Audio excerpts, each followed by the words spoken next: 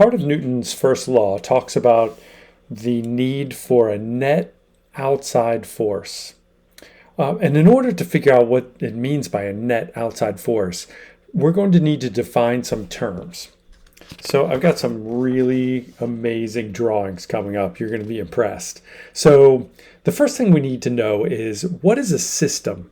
And a system is anything we want to make it. Okay, it can be one object or it could be a bunch of objects, but we're just going to define a set of things, whether it's one thing or a million things, as a system. Then anything that is not in the system will be our surroundings. And then the combination of a system and the surroundings, the two of them together, is going to be called our universe. So let's say I say that Sterman and the paper are the system. Then everything you see behind me, like this smoke detector and the lights and the pole over my shoulder back here, those are the surroundings. And then everything around that is called the universe. So the system and the surroundings together are taken as the universe. So let's say I've got space traveler. It's a very odd space traveling device. Looks like a box. And he's out in the middle of nowhere. And this is my system. Okay, so here's my system. It is space traveler in a box. So system, two objects, one system. Got it? The traveler in the box really can't influence the motion of this system, because any forces that this person puts on the wall with his hands or his feet come from inside the system. So those are internal forces, and they really don't count here for Newton's laws. Forces need to come from outside the system in order to be an important force that's going to be able to accelerate an object. So here's my space traveler, lucky enough to wander near the Earth. So now I still have my system. Oops, over here. Got to do everything backwards. Space traveler in the box. But now I have an external force, this gravitational force coming from the Earth. So the Earth is part of my surroundings, and it is capable of putting a force on the box that would drag the box downward.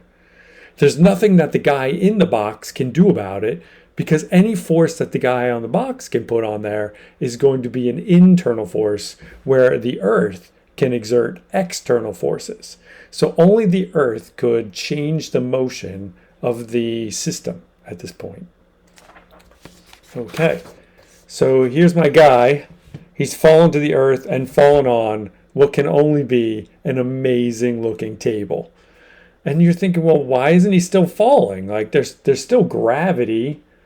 The gravity is still pulling on my system, this guy in the box. Why doesn't the guy fall down?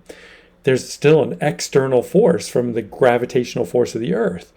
But there's also an external force of the table pushing the box, the system, upward.